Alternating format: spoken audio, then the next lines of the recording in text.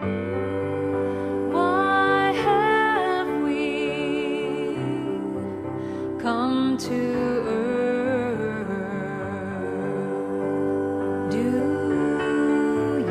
remember?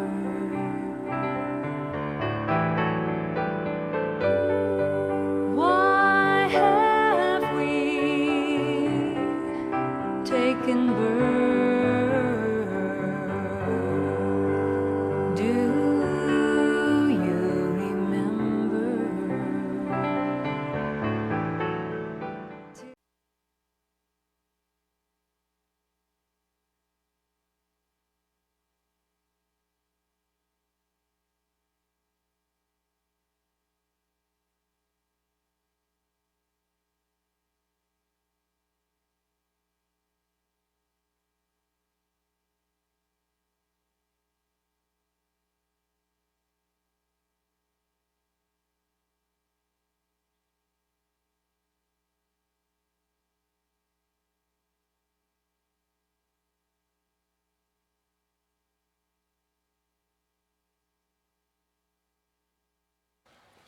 Now it's on. Hi. There's one announcement we didn't quite make, and I'm going to kind of, this is in flux, so I want to make sure with Diana that we're okay with this. For those of you who have children or expecting Santa here, I think the original was 12:45. We talked about my memory from last year, but I could be wrong. Cynthia will delight in me saying that.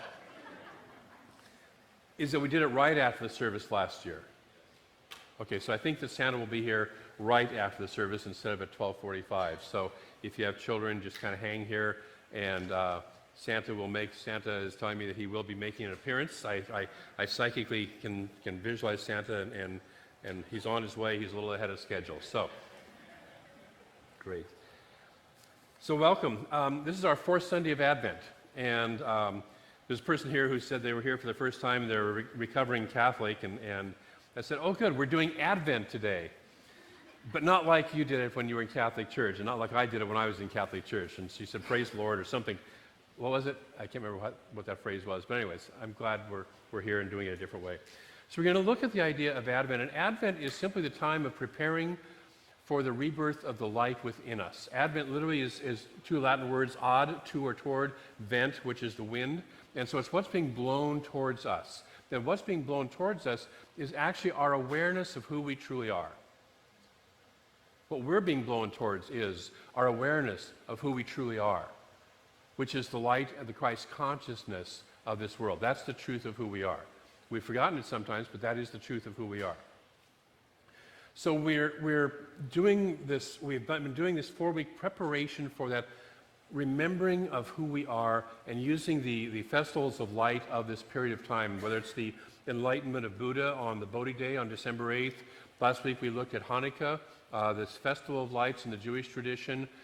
Today we're going to be taking a look at a little bit of the solstice process, and also then that birth of Christ consciousness, that light within us. So we're remembering the truth of who we are. So I want to invite our practitioner, our Reverend Sue, up to come and light our Advent wreath candles.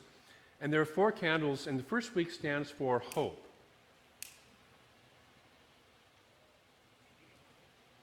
Second week stands for love. The third week is joy or rejoicing. And today is peace. Thank you, Sue.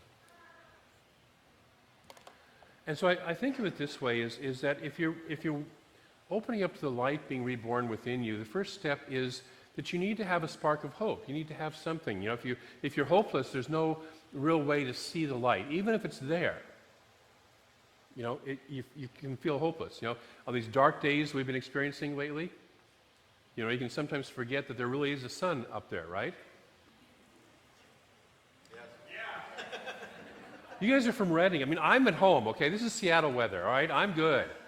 You know, it's like this for, 25, 30 days at a time, 6 months of the year, so I'm good. But I figured by now you guys might be missing the sun. Okay. And while we're grateful for the drought ending, or at least being rained upon, yes, really, we're you also have that darkness. So we want to have that spark of hope. And Ernest Holmes didn't like the word hope. He considered it kind of a dirty four-letter word. He much preferred faith or expectancy. So we stand in that faith, we stand in that expectancy that we know the light is being reborn within us. That's how we start off with it. We stand in that firmness of knowing that and accepting that and claiming that just as certainly as that the light, in the next couple of days, the days are going to start to get longer physically on the planet, on the northern hemisphere anyways.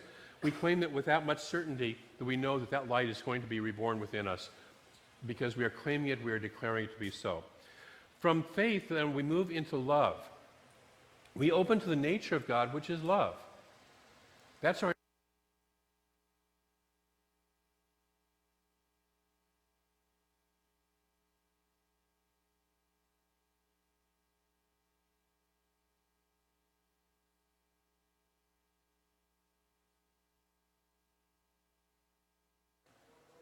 Okay?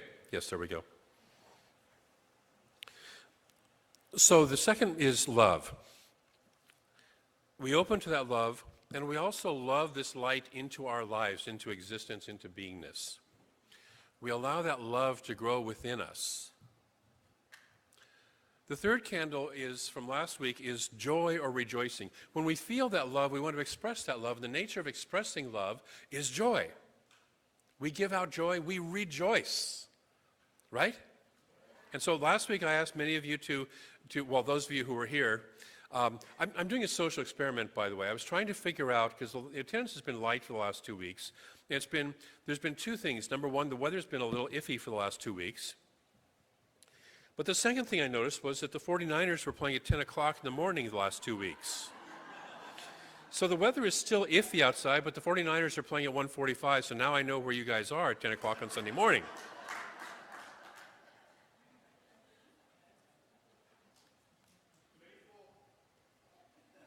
Faithful? Yes. But faithful to what? Oh. I think I'm back on, Michael. That's that going halfway to God that we had the reading in. Anyways. So we're looking at that joy and that rejoicing. We've been expressing this last week, that joy. And finally, when we have that joy, when we have that love, when we have that really knowing that this light is going to be born within us again, we move into a feeling of peace. And so that's what we honor and celebrate today, is that sense of peace. Ernest Holmes tells us that the original life, first life, is peace. God, if you will, is peace. That original life is peace.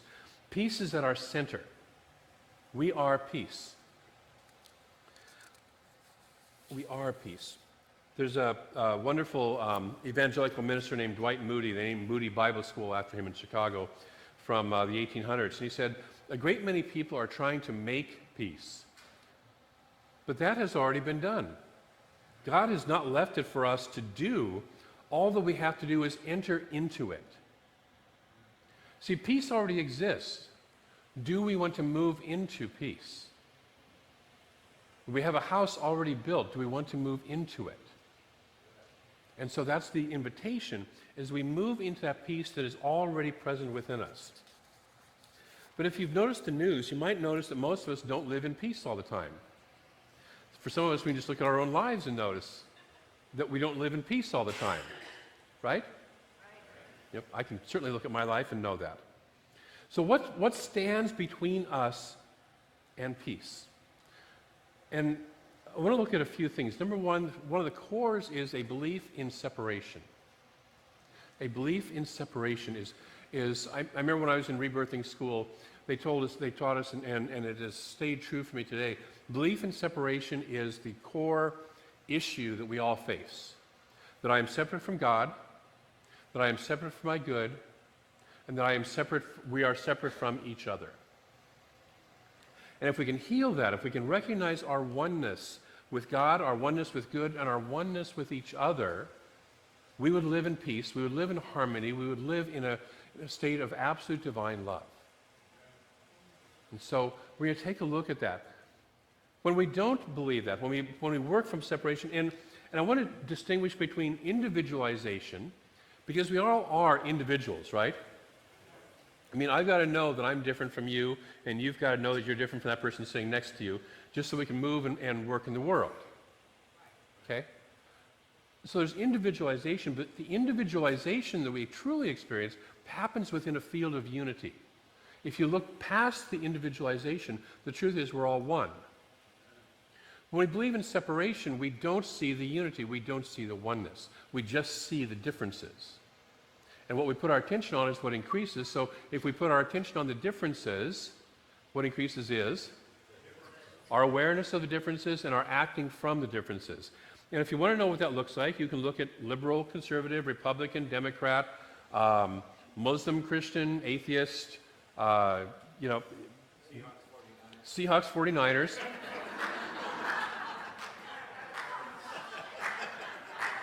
I actually used that in first service without you. Northern California, Southern California, Northern California, rest of California, state of Jefferson, all that. Syrian refugees versus all the other refugees who've ever come to this country, which all of our parents or we were at some point in time. Not necessarily refugees, but immigrants at least. So we move into that, and when we are operating from separation, then we live in fear, hurt, and anger, which is not the state of peace, right? And so as we begin to be willing to start to have a greater awareness of our oneness with God, our oneness with our good, and our oneness with each other, even if we don't see it completely clearly, even if we don't understand it fully, we begin to move into a place of deeper peace. Another thing that keeps us from peace is lack of awareness. We don't even know that we are peace. Now, most of us here in this center, we've been singing things like the peace song, "Let there be peace on earth," and yes, it begins with me. So we kind of get the idea that, yes, it does begin with me. But a whole lot of the world is sitting out there waiting for the leaders to get us to peace. That's been going on for a few millennia, have you noticed? Like most of human existence. How has it worked out so far? And not too good. But we keep waiting for the next leader. The next one will get us to peace. Absolutely certain the next one will get us to peace. Or if we just do this, it will get us to peace. And until we start to become aware of peace begins within us and spreads out, instead of waiting for something out there to happen which will bring peace to us. And some of us do this, by the way. When I get more money, I'll be at peace. When I get the right girlfriend, boyfriend, husband, wife, I'll be at peace. Right? When I get the right pet, the dog or cat, I'll be at peace. Sorry, that's a little personal. Cynthia wants a dog. I'm kind of in resistance. We'll be having a dog soon, I'm sure.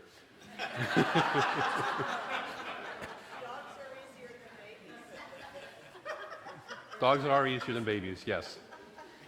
When I get this certain thing in my life, I will be at peace. And we're waiting for it. When I get this job, when I retire from this job, when I get this marriage, when I get this divorce, when I get whatever it is, I'll retire. So lack of awareness that it's not that out there that gives us peace, but it's peace is within us. And then finally, the last thing that stands between us and peace is laziness of practice. He didn't just say that, did he, really? I'm guilty. I know that because I don't always live in peace. As Michael Beckwith says, our practice is meditation and prayer. Affirmative prayer moves us into peace. And do we practice that? Do we really go wholeheartedly to God? Or do we start to say, well, somewhat, but not fully? Okay? And so we stay attached to outer circumstances.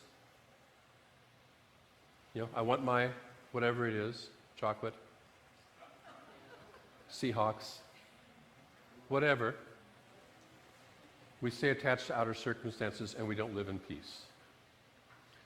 Jesus says, "Therefore I say to you, anything you pray for and ask, believe that you will receive it and it will be done for you." Now, most of us in religious science, we're good with that, right? We've been taught that, visualize, pray, do the affirmative prayer, believe that it's going to happen to you, and it's going to happen. You've heard this before if you've been here for more than once, right? Okay? If you've been in any classes, how many of you have prayed for something that did not happen? You've done all that stuff, and it did not happen.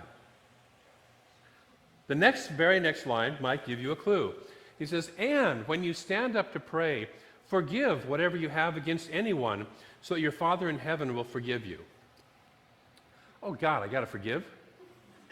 Can't I just visualize and draw it to me? And I'm ticked off with that person, the situation, myself, whatever still.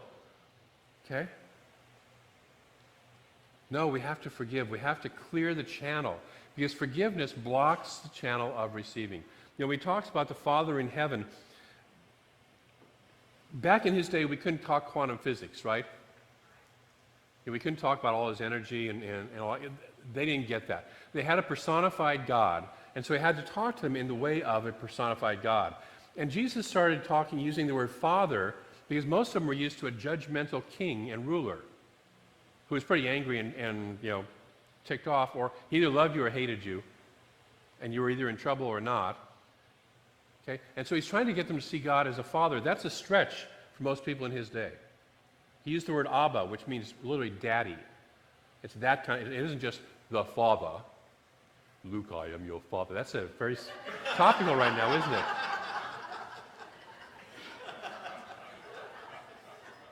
I haven't seen it, so don't tell me anything about it.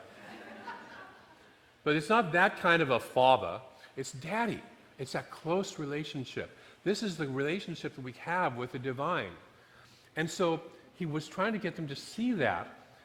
Today we would simply say it's that within us, that high wisdom self within us, which is right there with us. But it doesn't flow if we're blocked, if we're holding resentment against anything or anyone else. And so he finally finishes and says, but if you will not forgive, even your Father in heaven will not forgive you. In other words, even if you won't forgive, even this infinite presence that is willing to give itself completely to you can't do so, not because of anything with it, but because I'm blocked up, and I'm blocking the flow. So take a breath. We're going to do a process of release and letting go of that which we don't want to carry into the new year. This process, or this reminds me of one of my favorite Ralph Waldo Emerson quotes, which is, get your bloated nothingness out of the way of the divine circuits. Get our bloated nothingness out of the way of the flow of the divine circuits. And whatever we're holding against anyone else. Now, some of you will say, no, you don't know my story. You don't know what that person did to me. And they did it. No deny, they did it. The question is, how long do you want to hang on to the energy of being hurt, angry, and stuffed up because of what they did a long time ago and have probably forgotten about and moved on? I remember I used to get mad at car drivers until one day somebody said, you arrive at work angry, you tell everybody about the experience that you just had on the freeway getting into work, you keep on ranting about it, and that person probably doesn't even know or doesn't even care, and they've moved on, and you've just spent 4 hours of your day being ticked off.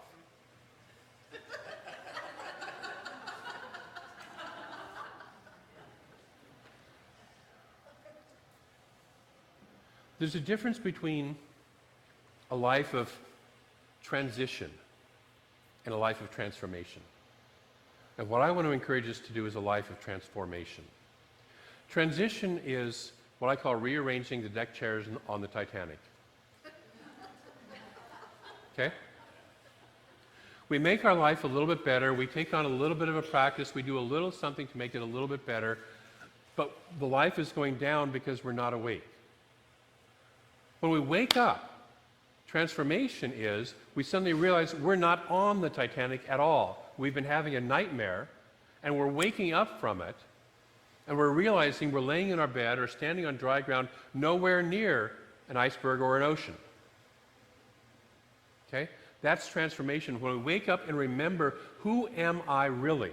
And has anything really been done to me, to that me, that essence of me, that part of me which has never been hurt, has never been sick, has never been broke?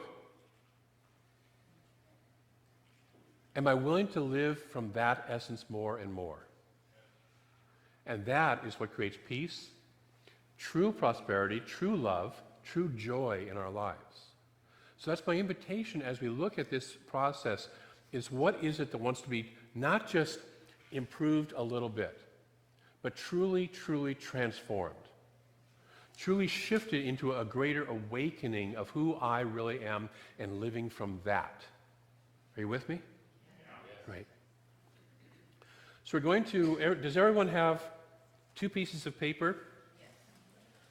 One is a little white blank sheet that looks like this, and the other one is a card that says, "This year I reveal my light as." Anybody need that? There's one over, Tracy needs one over here. And a writing tool.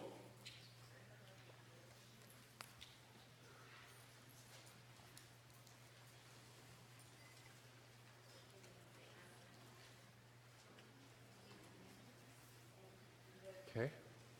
Everybody else have one? Oh, over here does not. Ray? Or whoever, oh, sorry.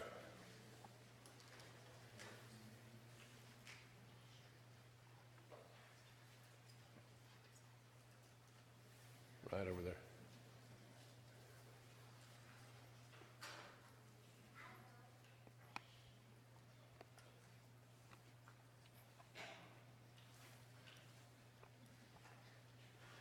And then right in front of you there. So as we're doing that, I invite you to gently close your eyes.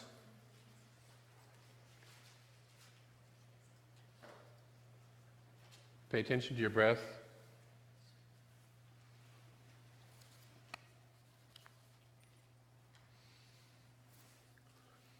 We're going to engage in a process of both releasing that which we no longer want to carry and looking forward to that which we do want to carry into this new year, this new solar year, this new period in our life.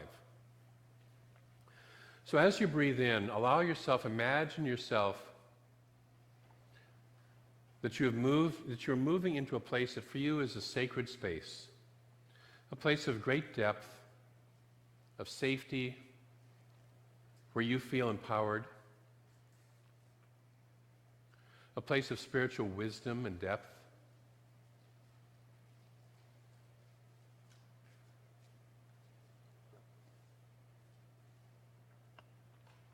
And I invite you to think of this place for right now as a room of truth. Even if you're in a meadow or on a beach or on a mountaintop, allow it to be a room of capital T truth, where you experience that deep truth, that spiritual truth, more powerfully and more clearly than ever before. And begin to open your inner ear, that which listens to your inner wisdom, that high wisdom self.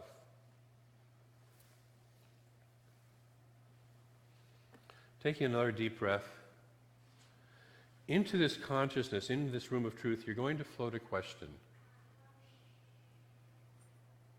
And that question is, what is it about the light that wants to be born within me this time? What is the nature of that light? Is it a greater expression of love or of joy? Is it a deep wholeness of some aspect of my life?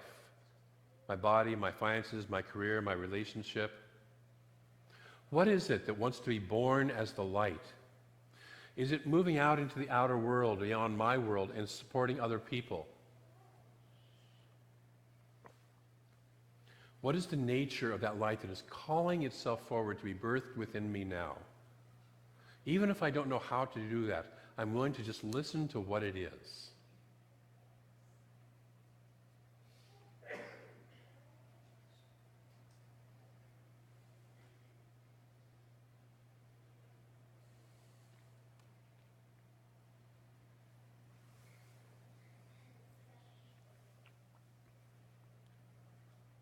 As I become aware of that light and of what wants to be birthed, I now ask the question, what do I need to let go of or release so that this light can fully manifest in through and as my life?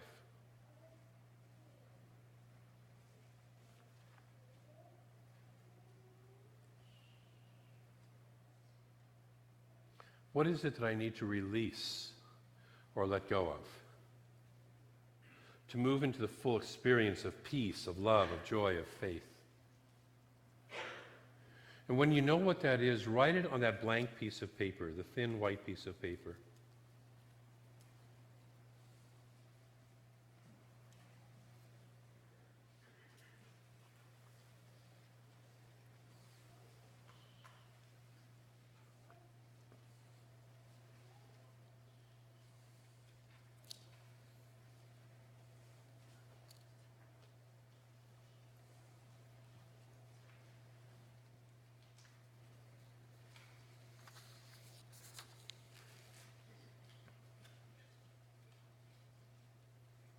can be a word, it can be a phrase, whatever you need to. Write it on that piece of paper. And when you're complete, take a deep breath and move back into that room of truth.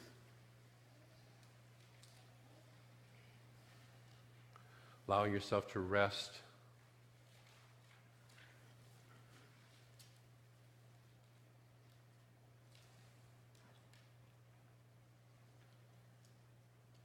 As you look at this paper, allow that word, that phrase, that whatever it is that you need to release to not just be the word on the paper, but let the paper be the embodiment of that.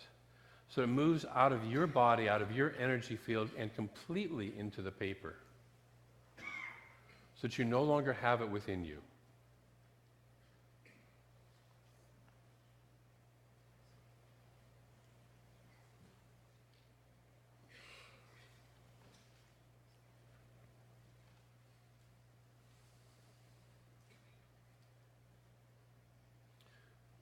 Notice if there's any hooks left from that, and unhook them from your energy field and allow it to be completely contained within the paper.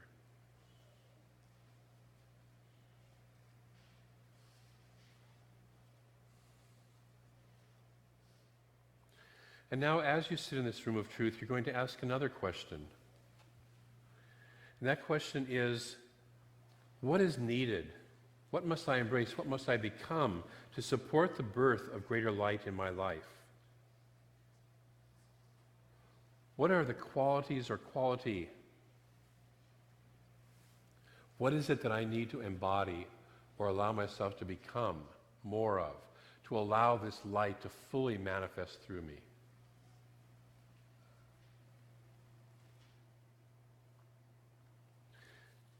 And when you know that word or that phrase, write it on that card that says, "This year I reveal my light as."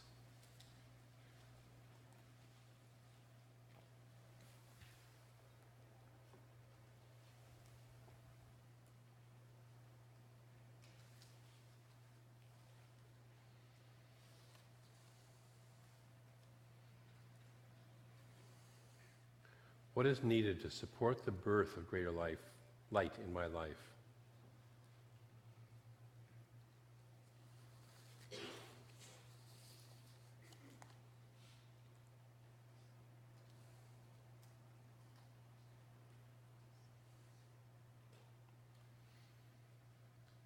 When you have that written on your paper,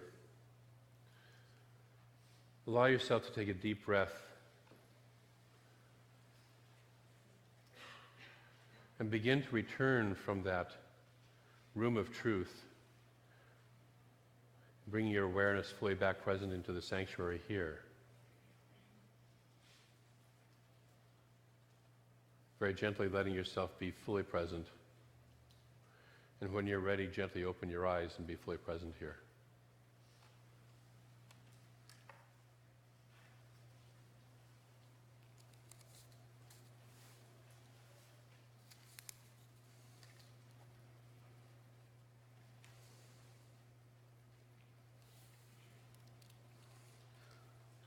So I'm going to invite Reverend Mary and Reverend Sue up.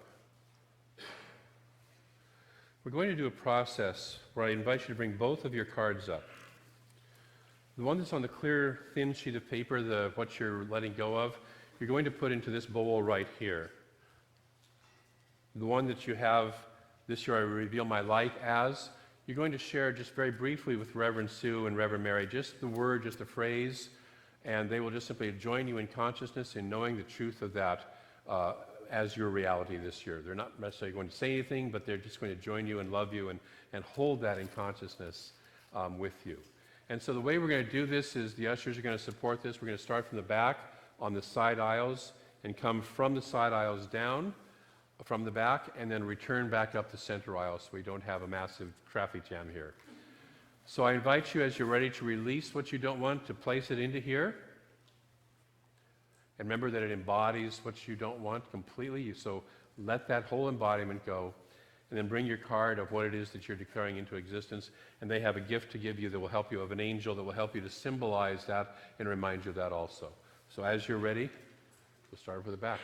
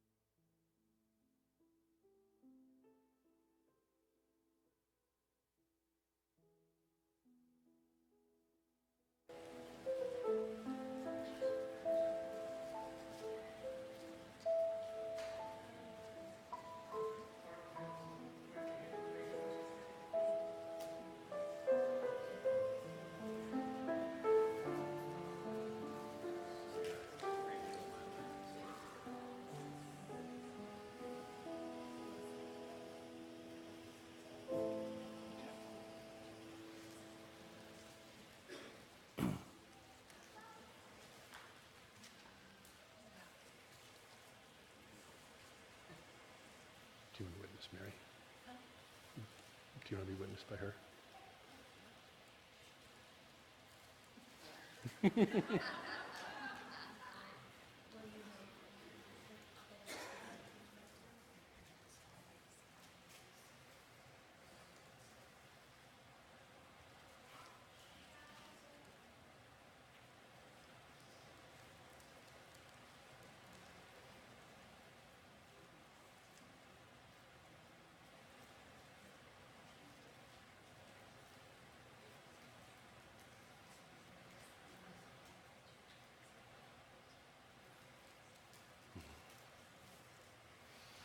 All right. So take a breath. I have a question for you. Are you ready to let that go? Yes. Anybody want it back? No. Last moment.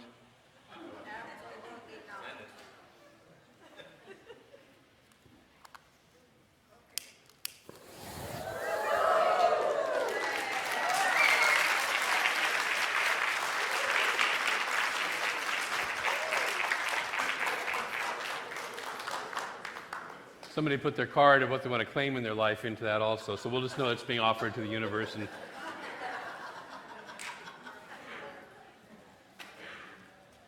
oh, we have snow falling. You can let that just be a little exercise. It was kind of fun, or you can allow yourself to be snowed upon. You can allow yourself to take that in deep and truly, truly, truly let it release. So that story, whatever that was about, you're not going to talk about it ever again. You're not going to tell that story in your life anymore. Because what we put our attention on is what increases, and you're done with that story. You've declared yourself done with that story. Now, if you're like me, you backslide once in a while. I hate to admit that, but it happens. If you catch yourself in the middle of talking that story, just stop yourself in mid-sentence and say, wait, time out. I vowed to be done with that, and I'm done with that. Okay? And then tell the truth, the highest truth you can think of instead. Are we good? Yes. All right. This week, embody peace, turning away from external circumstances and finding that peace within yourself. These are external circumstances. You're done with those. Find that peace within yourself. It's already present. And then finally say yes to the light that's being reborn within you. This is the week that we really truly celebrate that birth of the light. I'm going to close with a quote from Michael Bernard Beckwith. Peace is a quality of the Spirit that is everywhere present. Peace is what you are called to reveal, first within your own consciousness and then in your world. All the peace you could ever desire is already within you. You contact the peace through meditation and affirmative prayer. So this week, practice with your affirmative prayer and your meditation. Practice that peace. You know, this is a week that I know for some of you will be challenging. Ram Dass says, if you ever want to know if you're enlightened, go visit your family. So some of you will be testing your enlightenment this week, I know, or they'll be visiting you. But come from a place of peace as much as you can. Come from that place of being centered. All right? So let's move into prayer. Thank you, Judy. I know that there is just that one infinite presence. Pure love, pure peace, pure wholeness, pure joy, pure good. That infinite one is all that there is. We are that right here, right now in form. There is nothing of us that is separate from that. Nothing of us that is separate from that. And so we ourselves allow ourselves now to embody that love, that joy, that peace, that prosperity, that abundant good that is the true nature of who we are. We release the stuff, we have released the stuff that has stood in the way, so we can embody and express that full light that we have come here to be. And so I speak my word that this week, this day, this moment, we take that into our consciousness and allow ourselves to be the light of this world, and to allow that light to spread out beyond us to everyone with whom we come in contact. So we eventually create the light of peace, the light of love, the light of joy, the light of wholeness around this entire world. And we are the place where that starts, and we say yes. Yes to that consciousness. Yes to that call to be the fullness of who we are, we say yes. And for this yes, and for all who are participating, and for all the joy of this time, for all the light that is being revealed and released, I am ever so grateful. I call this time good. I call this time perfect. I release this word into a law that moves it into form and expression in the most beautiful, perfect ways possible here and now. And so it does. And together we say, and so it is. Thank you.